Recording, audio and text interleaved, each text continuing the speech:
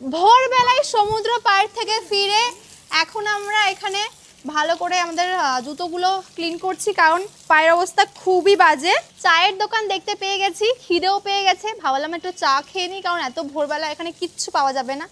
আর রোদের এত তাপ পুরীতে, আমার পুরো মাথা যন্ত্রণা শুরু হয়ে গেছে। কালকের টুপিটা মাথা অবধি ঢাকা ছিল, কোনো সমস্যা হয়নি। আজকে তো জাস্ট স্টাইলের জন্য, যাতে ফেসটা রোদের হাত থেকে বাঁচে সেই কারণেই। দেখো সব পারফেক্ট বয়ফ্রেন্ড গার্লফ্রেন্ডের জুতোগুলো ধুচ্ছে, হাতে করে নিয়ে আসলো অতক্ষণ আমাদেরগুলো, আর জুতোগুলো ধুয়েও দিচ্ছে। তো চলে এসেছি আমরা এখানে চা খেতে। গার্লফ্রেন্ড বলেছে আর দৌড়ে গেছে ফুল ছিঁড়তে।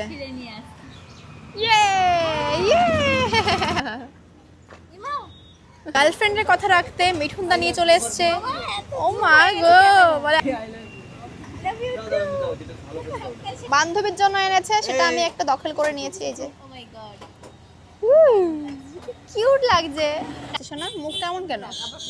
চারা নিঘাত দেখে বুঝেছে যে ভালো হয়নি, তাই তো? হ্যাঁ, আধুনিক মানুষরা দেখে কিভাবে বুঝে ফেলে আমি জানি না।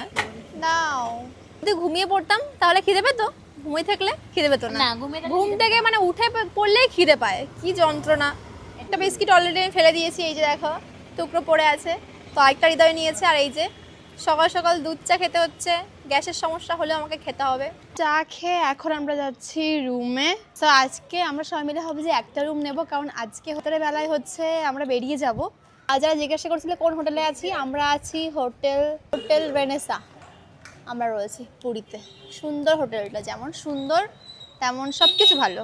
সো আসতে পারো।